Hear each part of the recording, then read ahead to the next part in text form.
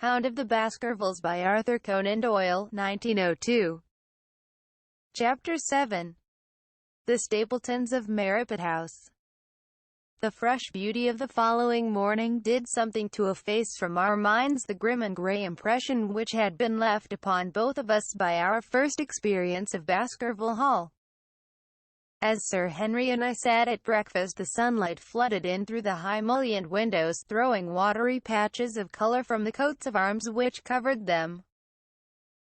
The dark panelling glowed like bronze in the golden rays, and it was hard to realize that this was indeed the chamber which had struck such a gloom into our souls upon the evening before. "I guess it is ourselves and not the house that we have to blame," said the baronet. "We were tired with our journey and chilled by our drive, so we took a grey view of the place. Now we are fresh and well, so it is all cheerful once more." "And yet it was not entirely a question of imagination," I answered. "Did you, for example, happen to hear someone, a woman I think, sobbing in the night?" "That is curious, for I did, when I was half asleep, fancy that I heard something of the sort. I waited quite a time, but there was no more of it, so I concluded that it was all a dream. I heard it distinctly, and I am sure that it was really the sob of a woman. We must ask about this right away." He rang the bell and asked Barrymore whether he could account for our experience. It seemed to me that the pallid features of the butler turned a shade paler still as he listened to his master's question. "There are only 2 women in the house, Sir Henry," he answered. "One is the scullery maid, who sleeps in the other wing. The other is my wife, and I can answer for it that the sound could not have come from her." And yet he lied as he said it, for it chanced that after breakfast I met Mrs. Barrymore in the long corridor with the sun full upon her face. She was a large, impassive, heavy-featured woman with a stern-set expression of mouth. But her telltale eyes were red and glanced at me from between swollen lids. It was she, then, who wept in the night, and if she did so, her husband must know it. Yet he had taken the obvious risk of discovery and declaring that it was not so. Why had he done this? And why did she weep so bitterly? Already round this pale-faced, handsome, black-bearded man there was gathering an atmosphere of mystery and of gloom. It was he who had been the first to discover the body of Sir Charles, and we had only his word for all the circumstances which led up to the old man's death. Was it possible that it was Barrymore, after all, whom we had seen in the cab in Regent Street? The beard might well have been the same. The cabman had described a somewhat shorter man, but such an impression might easily have been erroneous. How could I settle the point forever? Obviously, the first thing to do was to see the Grimpen postmaster and find whether the test telegram had really been placed in Barrymore's own hands. Be the answer what it might, I should at least have something to report to Sherlock Holmes. Sir Henry had numerous papers to examine after breakfast, so that the time was propitious for my excursion. It was a pleasant walk of 4 miles along the edge of the moor, leading me at last to a small grey hamlet, in which 2 larger buildings, which proved to be the inn and the house of Dr. Mortimer, stood high above the rest. The postmaster, who was also the village grocer, had a clear recollection of the telegram. "Certainly, sir," said he, "I had the telegram delivered to Mr. Barrymore exactly as directed." "Who delivered it?" "My boy here. James, you delivered the telegram to Mr. Barrymore at the Hall last week, did you not?" "Yes, father, I delivered it." "Into his own hands?" I asked. "Well, he was up in the loft at the time, so that I could not put it into his own hands, but I gave it into Mrs. Barrymore's hands, and she promised to deliver it at once." "Did you see Mr. Barrymore?" "No, sir. I tell you he was in the loft." "If you didn't see him, how do you know he was in the loft?"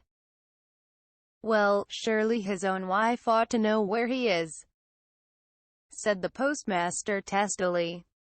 "Didn't he get the telegram? If there is any mistake, it is for Mr. Barrymore himself to complain." It seemed hopeless to pursue the inquiry any farther, but it was clear that in spite of Holmes's ruse we had no proof that Barrymore had not been in London all the time. Suppose that it were so.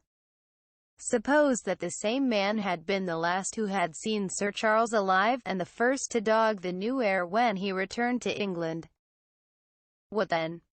Was he the agent of others, or had he some sinister design of his own? What interest could he have in persecuting the Baskerville family? I thought of the strange warning clipped out of the leading article of the Times. Was that his work, or was it possibly the doing of someone who was bent upon counteracting his schemes? The only conceivable motive was that which had been suggested by Sir Henry, that if the family could be scared away, a comfortable and permanent home would be secured for the Barrymores. But surely such an explanation as that would be quite inadequate to account for the deep and subtle scheming which seemed to be weaving an invisible net round the young baronet. Holmes himself had said that no more complex case had come to him in all the long series of his sensational investigations. I prayed, as I walked back along the grey, lonely road, that my friend might soon be freed from his preoccupations and able to come down to take this heavy burden of responsibility from my shoulders. Suddenly my thoughts were interrupted by the sound of running feet behind me and by a voice which called me by name. I turned, expecting to see Dr. Mortimer, but to my surprise it was a stranger who was pursuing me. He was a small, slim, clean-shaven, prim-faced man, flaxen-haired and lean-jawed, between 30 and 40 years of age, dressed in a grey suit and wearing a straw hat. A tin box for botanical specimens hung over his shoulder, and he carried a green butterfly net in one of his hands.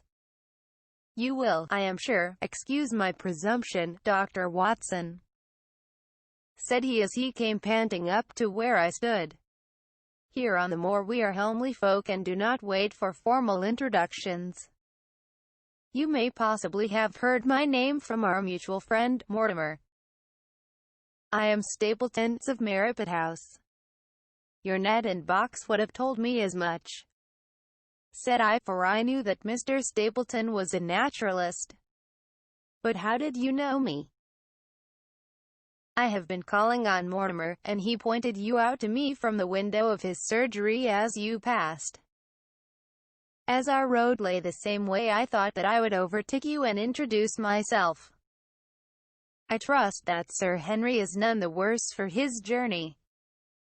"He is very well, thank you. We were all rather afraid that after the sad death of Sir Charles the new baronet might refuse to live here.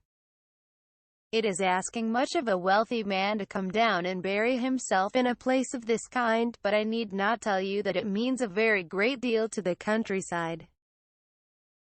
Sir Henry has, I suppose, no superstitious fears in the matter?" "I do not think that it is likely. Of course you know the legend of the fiend dog which haunts the family?" "I have heard it. It is extraordinary how credulous the peasants are about here. Any number of them are ready to swear that they have seen such a creature upon the moor." He spoke with a smile, but I seemed to read in his eyes that he took the matter more seriously. The story took a great hold upon the imagination of Sir Charles, and first have no doubt that it led to his tragic end. But how? His nerves were so worked up that the appearance of any dog might have had a fatal effect upon his diseased heart. I fancy that he really did see something of the kind upon that last night in the yew alley. I feared that some disaster might occur, for I was very fond of the old man, and I knew that his heart was weak. "How did you know that?" "My friend Mortimer told me." "You think, then, that some dog pursued Sir Charles, and that he died of fright in consequence? Have you any better explanation?" I have not come to any conclusion. Has Mr. Sherlock Holmes? The words took away my breath for an instant, but a glance at the placid face and steadfast eyes of my companion showed that no surprise was intended. It is useless for us to pretend that we do not know you, Dr. Watson, said he. The records of your detective have reached us here, and you could not celebrate him without being known yourself. When Mortimer told me your name, he could not deny your identity. If you are here, then it follows that Mr. Sherlock Holmes is interesting himself in the matter, and I am naturally curious to know what view he may take. I am afraid that I cannot answer that question. May I ask if he is going to honor us with a visit himself? He cannot leave town at present. He has other cases which engage his attention. What a pity! He might throw some light on that which is so dark to us. But as to your own researches, if there is any possible way in which I can be of service to you, I trust that you will command me. If I had any indication of the nature of your suspicions or how you propose to investigate the case, I might perhaps even now give you some aid or advice. I assure you that I am simply here upon a visit to my friend, Sir Henry, and that I need no help of any kind. Excellent, said Stapleton. You are perfectly right to be wary and discreet. I am justly reproved for what I feel was an unjustifiable intrusion, and I promise you that I will not mention the matter again. We had come to a point where a narrow grassy path struck off from the road and wound away across the moor. A steep boulder-sprinkled hill lay upon the right, which had in bygone days been cut into a granite quarry. The face which was turned towards us formed a dark cliff, with ferns and brambles growing in its niches. From over a distant rise there floated a grey plume of smoke. A moderate walk along this moor path brings us to Merripit House, said he. Perhaps you will spare an hour that I may have the pleasure of introducing you to my sister. My first thought was that I should be by Sir Henry's side. But then I remembered the pile of papers and bills with which his study table was littered. It was certain that I could not help with those, and Holmes had expressly said that I should study the neighbors upon the moor. I accepted Stapleton's invitation, and we turned together down the path. It is a wonderful place, the moor, said he, looking round over the undulating downs, long green rollers, with crests of jagged granite foaming up into fantastic surges. You never tire of the moor. You cannot think the wonderful secrets which it contains. It is so vast, and so barren, and so mysterious. You know it well, then? I have only been here 2 years. The residents would call me a newcomer. We came shortly after Sir Charles settled. But my tastes led me to explore every part of the country round, and I should think that there are few men who know it better than I do. Is it hard to know? Very hard. You see, for example, this great plain to the north here with the queer hills breaking out of it. Do you observe anything remarkable about that? It would be a rare place for a gallop. You would naturally think so, and the thought has cost several their lives before now. You notice those bright green spots scattered thickly over it. Yes, they seem more fertile than the rest. Stapleton laughed. That is the great Grimpenmire, said he. A false step yonder means death to man or beast. Only yesterday I saw one of the moor ponies wander into it. He never came out. I saw his head for quite a long time craning out of the bog, the hole, but it sucked him down at last. Even in dry seasons it is a danger to cross it, but after these autumn rains it is an awful place. and yet I can find my way to the very heart of it and return alive. By George, there is another of those miserable ponies. Something brown was rolling and tossing among the green sedges. Then a long, agonized, writhing neck shot upward and a dreadful cry echoed over the moor. It turned me cold with horror, but my companion's nerve seemed to be stronger than mine. "It's gone," said he. "The mire has him. 2 in 2 days, and many more perhaps, for they get in the way of going there in the dry weather and never know the difference until the mire has them in its clutches. It's a bad place, the Great Grimpen Mire. And you say you can penetrate it?" "Yes, there are 1 or 2 paths which a very active man can take. I have found them out." "But why should you wish to go into so horrible a place?" "Well, you see the hills beyond? They are really islands cut off on all sides by the impassable mire, which has crawled round them in the course of years. That is where the rare plants and the butterflies are, if you have the wit to reach them. I shall try my luck some day." He looked at me with a surprised face. "For God's sake, put such an idea out of your mind," said he. "Your blood would be upon my head. I assure you that there would not be the least chance of your coming back alive.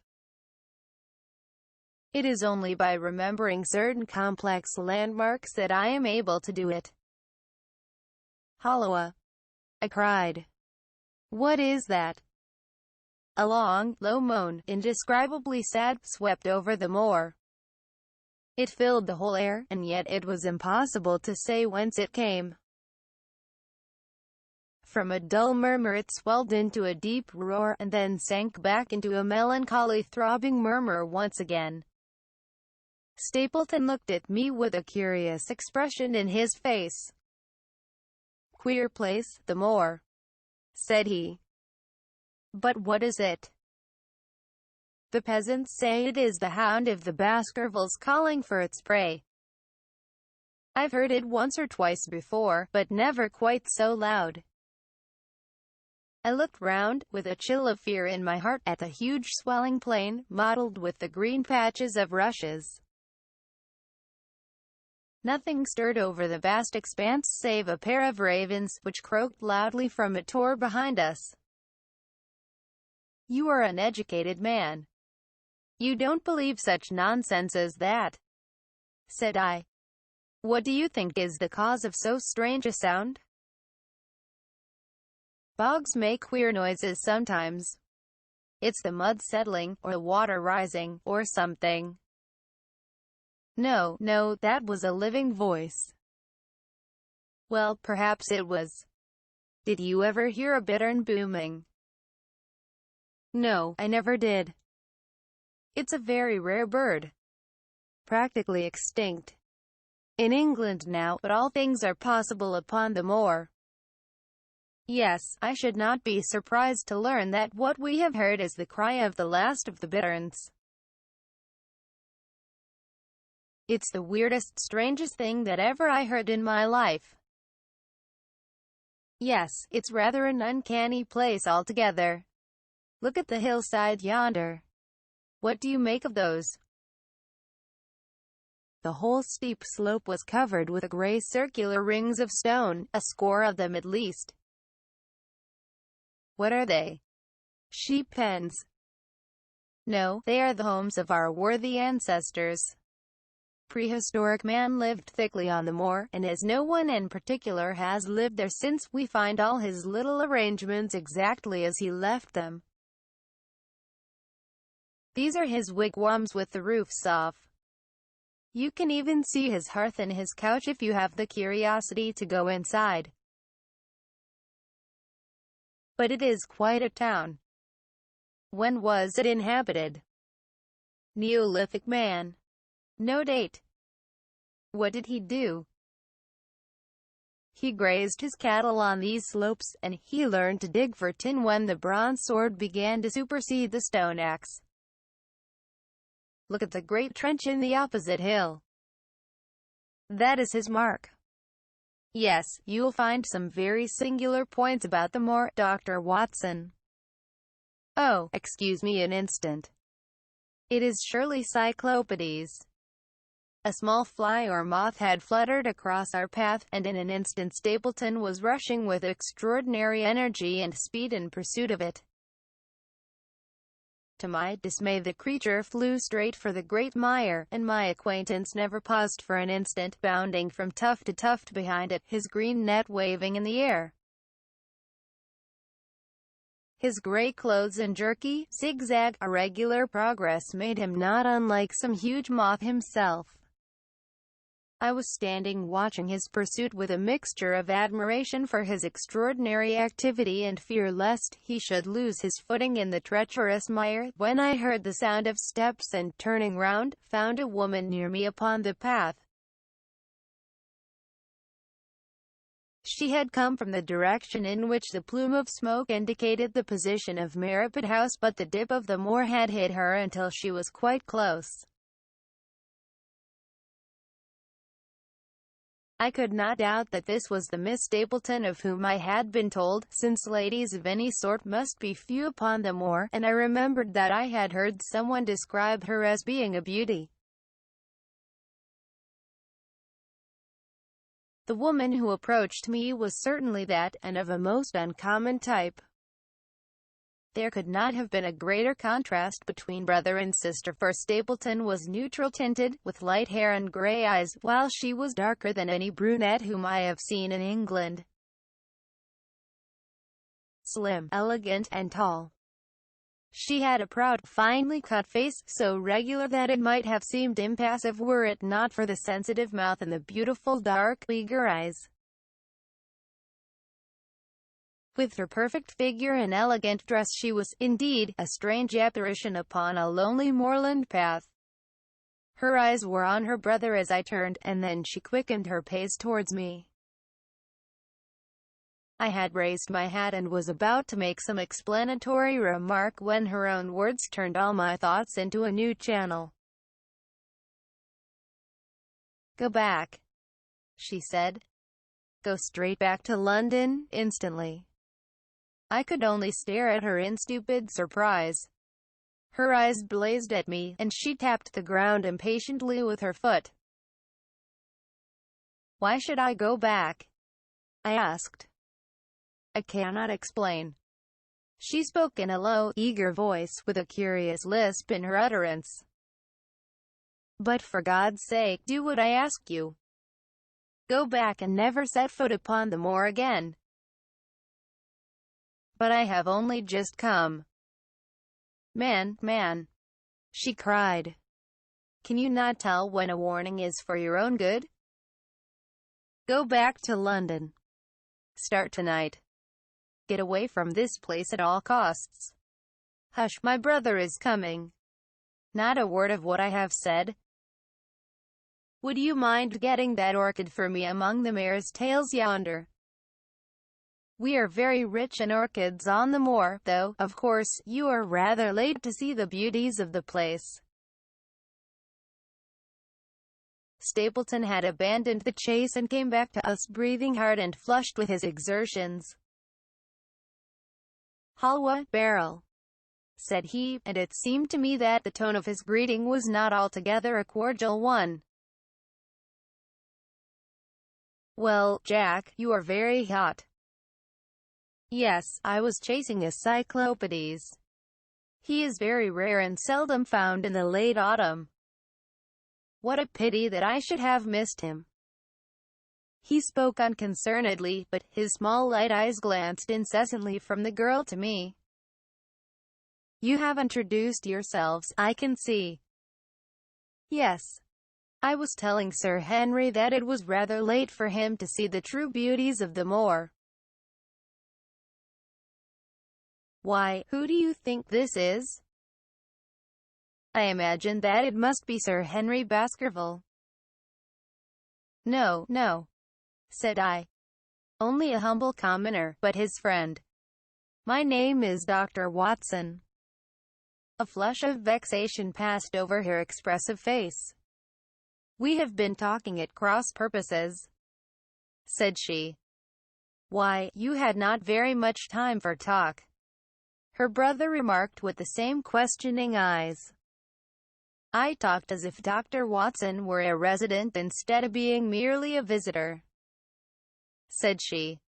It cannot much matter to him whether it is early or late for the orchids. But you will come on, will you not, and see Merripit House? A short walk brought us to it, a bleak moorland house, once the farm of some grazier in the old prosperous days, but now put into repair and turned into a modern dwelling. An orchard surrounded it, but the trees, as is usual upon the moor, were stunted and nipped, and the effect of the whole place was mean and melancholy. We were admitted by a strange, wizened, rusty-coated old manservant, who seemed in keeping with the house. Inside, however, there were large rooms furnished with an elegance in which I seemed to recognize the taste of the lady. As I looked from their windows at the interminable granite-flecked moor rolling unbroken to the farthest horizon, I could not but marvel at what could have brought this highly educated man and this beautiful woman to live in such a place. Queer spot to choose, is it not? Said he as if in answer to my thought. And yet we manage to make ourselves fairly happy, do we not, Beryl? Quite happy, said she, but there was no ring of conviction in her words. I had a school, said Stapleton. It was in the North Country. The work to a man of my temperament was mechanical and uninteresting, but the privilege of living with youth, of helping to mold those young minds, and of impressing them with one's own character and ideals, was very dear to me. However, the fates were against us. A serious epidemic broke out in the school and 3 of the boys died. It never recovered from the blow, and much of my capital was irretrievably swallowed up. And yet, if it were not for the loss of the charming companionship of the boys, I could rejoice over my own misfortune, for, with my strong tastes for botany and zoology, I find an unlimited field of work here, and my sister is as devoted to nature as I am. All this, Dr. Watson, has been brought upon your head by your expression as you surveyed the moor out of our window. It certainly did cross my mind that it might be a little dull. Less for you, perhaps, than for your sister. No, no, I am never dull, said she quickly. We have books, we have our studies, and we have interesting neighbors. Dr. Mortimer is a most learned man in his own line. Poor Sir Charles was also an admirable companion. We knew him well and miss him more than I can tell. Do you think that I should intrude if I were to call this afternoon and make the acquaintance of Sir Henry? I am sure that he would be delighted. Then perhaps you would mention that I propose to do so. We may in our humble way do something to make things more easy for him until he becomes accustomed to his new surroundings. Will you come upstairs, Dr. Watson, and inspect my collection of Lepidoptera? I think it is the most complete one in the southwest of England. By the time that you have looked through them, lunch will be almost ready. But I was eager to get back to my charge. The melancholy of the moor, the death of the unfortunate pony, the weird sound which had been associated with the grim legend of the Baskervilles, all these things tinged my thoughts with sadness. Then on the top of these more or less vague impressions there had come the definite and distinct warning of Miss Stapleton, delivered with such intense earnestness that I could not doubt that some grave and deep reason lay behind it. I resisted all pressure to stay for lunch, and I set off at once upon my return journey, taking the grass-grown path by which we had come. It seems, however, that there must have been some short-cut for those who knew it, for before I had reached the road I was astounded to see Miss Stapleton sitting upon a rock by the side of the track. Her face was beautifully flushed with her exertions, and she held her hand to her side. "I have run all the way in order to cut you off, Dr. Watson," said she. "I had not even time to put on my hat. I must not stop, or my brother may miss me. I wanted to say to you how sorry I am about the stupid mistake I made in thinking that you were Sir Henry. Please forget the words I said, which have no application whatever to you." "But I can't forget them, Miss Stapleton," said I. "I am Sir Henry's friend, and his welfare is a very close concern of mine. Tell me why it was that you were so eager that Sir Henry should return to London." "A woman's whim, Dr. Watson. When you know me better you will understand that I cannot always give reasons for what I say or do." "No, no. I remember the thrill in your voice. I remember the look in your eyes. Please, please, be frank with me, Miss Stapleton, for ever since I have been here I have been conscious of shadows all round me. Life has become like that great grimpen mire, with little green patches everywhere into which one may sink and with no guide to point the track. Tell me then what it was that you meant, and I will promise to convey your warning to Sir Henry." An expression of irresolution passed for an instant over her face, but her eyes had hardened again when she answered me. "You make too much of it, Dr. Watson," said she. "My brother and I were very much shocked by the death of Sir Charles. We knew him very intimately, for his favorite walk was over the moor to our house.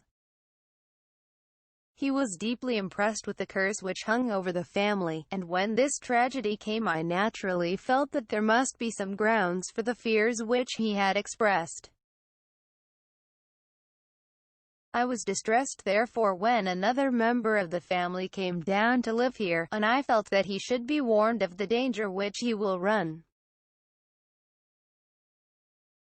That was all which I intended to convey." "But what is the danger?" "You know the story of the Hound?" "I do not believe in such nonsense." "But I do. If you have any influence with Sir Henry, take him away from a place which has always been fatal to his family. The world is wide. Why should he wish to live at the place of danger?" "Because it is the place of danger. That is Sir Henry's nature. I fear that unless you can give me some more definite information than this it would be impossible to get him to move." "I cannot say anything definite, for I do not know anything definite." "I would ask you one more question, Miss Stapleton. If you meant no more than this when you first spoke to me, why should you not wish your brother to overhear what you said?" "There is nothing to which he, or anyone else, could object.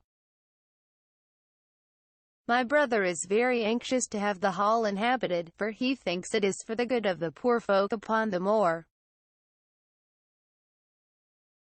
He would be very angry if he knew that I have said anything which might induce Sir Henry to go away. But I have done my duty now and I will say no more. I must go back, or he will miss me and suspect that I have seen you. Goodbye." She turned and had disappeared in a few minutes among the scattered boulders, while I, with my soul full of vague fears, pursued my way to Baskerville Hall.